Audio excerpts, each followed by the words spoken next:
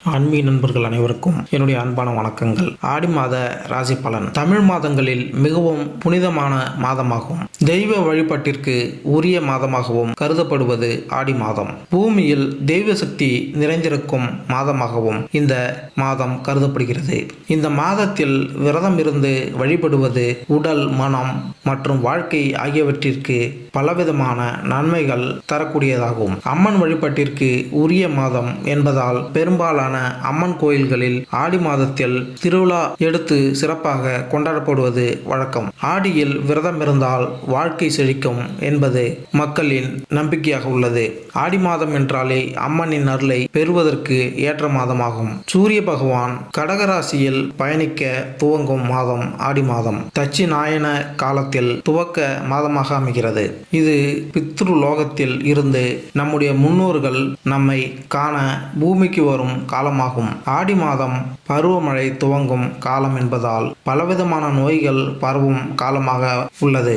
அதனால் நோய்களில் இருந்து தீயவற்றில் இருந்தும் மக்களை காக்க வேண்டும் என பெண் சக்தியான அம்மனையும், கருப்புசாமி, மதுரை வீரன், ஐயனார் போன்ற கிராமத்து காவல் தெய்வங்களை வழிபட்டு சிறப்பு பூஜைகள் நடத்தும் காலமாக உள்ளது. சூரிய பகவானின் சஞ்சாரம் அனைத்து ராசிகளுக்கும் மிகப்பெரிய தாக்கத்தை ஏற்படுத்தினாலும் இவருடைய கடகராசி பயணமானது ஒரு சில ராசிகளுக்கு அதிர்ஷ்டத்தை கொடுக்க போகிறது. நவகிரகங்களின் தலைவனான சூரிய பகவான் வழங்கி வருகிறார். இவர் மாதத்திற்கு ஒரு முறை தனது இடத்தை மாற்றக்கூடியவர். இவர் சிம்ம ராசியில் அதிபதியாக திகழ்ந்து வருகிறார். சூரிய பகவான் ராசி மாற்றம் அனைத்து விதமான ராசிகளுக்கும் மிகப்பெரிய தாக்கத்தை ஏற்படுத்தும். அந்த வகையில் சூரிய பகவானின் சஞ்சாரம் அனைத்து ராசிகளுக்கும் சாதகமான பலன்களை கொடுக்கும். ஜோதிட சாஸ்திரத்தின்படி அனைத்து கிரகங்களும் தங்களது இடத்தை மாற்றிக்கொண்டே இருப்பார்கள். அது அனைவரது வாழ்க்கையிலும் மிகப்பெரிய பாதிப்பை ஏற்படுத்தும். கிரகங்களின் தலைவனாக திகழ்ந்து வரக்கூடிய சூரிய பகவான் மிகவும் சக்தி வாய்ந்த கிரகமாக கருதப்படுகிறது. சூரிய பகவான் ஒரு ராசியிலிருந்து மற்றொரு ராசிக்கு செல்லும் பொழுது தமிழ் மாதம் பிறக்கிறது. அந்த வகையில் சூரிய பகவான் சஞ்சாரம் இந்த ஆடி மாதத்தில் நிகழ உள்ளது. வருகின்ற ஜூலை 16ஆம் தேதி அன்று சந்திர பகவான் சொந்தமான ராசிக்கான கடகராசியில் நுழைகிறார். வருகின்ற ஆகஸ்ட் 15 வரை இந்த பயணம் செய்ய உள்ளார். மீனம் ராசி பார்வையால் பலன்களை அள்ளித் தருகின்ற குரு பகவானை அதிபதியாக கொண்ட மீனராசி அன்பர்களே, நீங்கள் சிலருக்கு நல்லது செய்ய வேண்டும் என்று நினைப்பீர்கள். ஆனால் அவர்கள் அதை புரிந்திருக்க மாட்டார்கள். அதோடு நீங்கள் செய்கின்ற காரியத்திற்கு எல்லாம் மரியாதையும் உங்களுக்கு கிடைக்காது. அதோடு நீங்கள் செய்கின்ற காரியத்துக்கெல்லாம் மரியாதை உங்களுக்கு கிடைக்காது. அடுத்தவர்களுக்கு ஜாமீன் கையெழுத்து போடுவது தப்பாக மாறும். வாக்கு கொடுத்தால் கண்டிப்பாக நிறைவேற்ற வேண்டும். இரும்பு மணல் சம்பந்தப்பட்ட வியாபாரம் நல்ல லாபத்தை கொடுக்கும். கல்யாண நிகழ்ச்சி கைகூடி வந்து சுப செலவுகள் உங்களை சிரமப்படுத்தும்.